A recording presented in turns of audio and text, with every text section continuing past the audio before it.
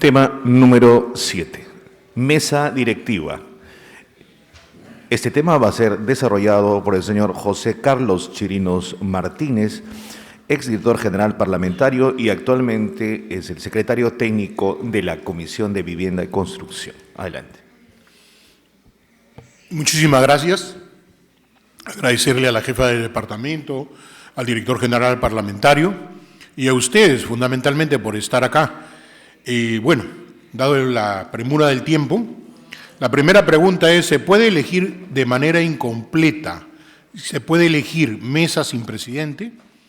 Aquí la respuesta tiene dos partes. Definitivamente sí se puede elegir mesa incompleta, pero nunca debe faltar el presidente. Y la pregunta es, ¿por qué no debe faltar el presidente? Porque no olvidemos que la elección de la mesa directiva es un solo acto continuado con la instalación de la comisión. ¿Y quién instala la comisión? El presidente de la comisión, no otro, sino el presidente de la comisión. Ergo, solamente puede hacerse una lista incompleta donde falte o un secretario o un vicepresidente. Esa es lista incompleta, 2 de 3.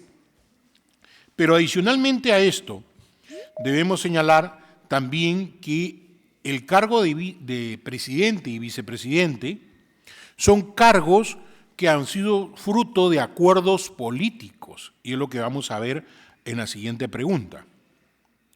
¿Qué pasa si hubiera cambios de los acuerdos de juntas de portavoces? Aquí tenemos que señalar que la junta de portavoces pueden realizar cambios a las composiciones de los miembros de comisión, pero en realidad lo que hacen es aprobar lo que viene de cada grupo parlamentario, pero esto surge por una secuencia de hechos. Primero, cada grupo parlamentario establece modificar a quiénes son sus representantes en una determinada comisión.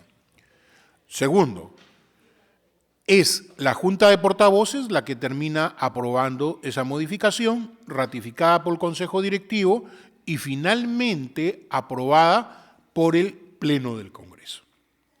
Y en este extremo, déjenme decirles que sí soy en extremadamente legalista y bajo el principio de que todo acto debe ser debidamente notificado. No basta con que estén acordado en el Pleno del Congreso y que todos lo hayamos escuchado, sino que la oficina especializada, que es la oficina de despacho parlamentario, cumpla con notificar debidamente a la comisión pertinente. Esto es muy importante. ¿Por qué? Porque si bien es cierto, hemos visto el acuerdo en el Pleno, lo que desconocemos es que podría haber existir una reconsideración o un error en el Pleno, que ha sucedido, y que por esa razón no se ha ejecutado el acuerdo, no se ha enviado el oficio correspondiente a la comisión. Y la comisión, como escuchó en el Pleno, ejecuta, lo cual no debe hacer, porque solo puede ejecutar si y solo si ha recibido el oficio de despacho parlamentario. Estos acuerdos políticos no pueden ser contra el eje, contra el reglamento parlamentario.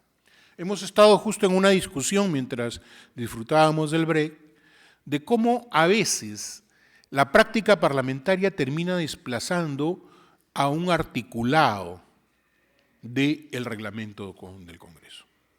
Pero nosotros deberíamos ser sinceros y buscar que el reglamento en ese extremo se modifique, porque nos está generando problemas, porque el principio doctrinario, jurídico, es que no puede existir práctica parlamentaria contra el eje, es decir, contra el reglamento. La siguiente pregunta. ¿Se puede elegir como miembro de mesa directiva a quien no está presente? Aquí hay que tener en cuenta dos aspectos. Primero, como ya lo hemos señalado, que los miembros de la mesa directiva en realidad son acuerdos políticos, distribuidos proporcionalmente de acuerdo a la cantidad de integrantes que tiene cada bancada. Y así le corresponde el número de comisiones, el número de presidencias, vicepresidencias y secretarios. Lamentablemente, en los últimos tiempos hemos visto que estos acuerdos políticos no se han respetado adecuadamente. Nosotros como servicio, nuestra función es que la hoja del acuerdo político, tratar de respetarla en tanto y en cuanto así corresponda. Ahora, podría elegirse en ausencia el vicepresidente o secretario en tanto no exista oposición de los miembros de la comisión. Caso contrario, se espera su presencia. En caso de no haber acuerdo en el grupo parlamentario, se debe esperar a que estos decidan. Muchas veces no existe acuerdo parlamentario y incluso congresistas de una misma bancada, donde son 2 o 3 los representantes en esa comisión, no se han puesto de acuerdo quién va a ocupar el cargo en la mesa. Lo más recomendable es, señores, tómense su tiempo, que su bancada decida y en su momento elegiremos. Duración de mandato en comisiones ordinarias, caso inteligencia, en comisiones especiales, caso ética y comisiones investigadoras. La comisión de inteligencia, el reglamento del artículo 74, párrafo 1, es clarísimo.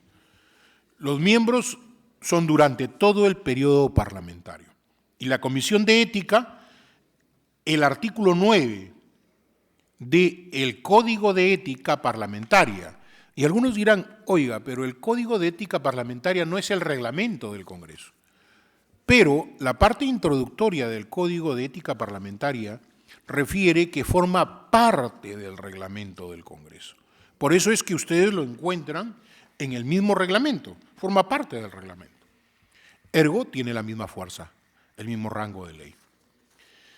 Y, por consiguiente, su duración del mandato de los congresistas es por 2 años.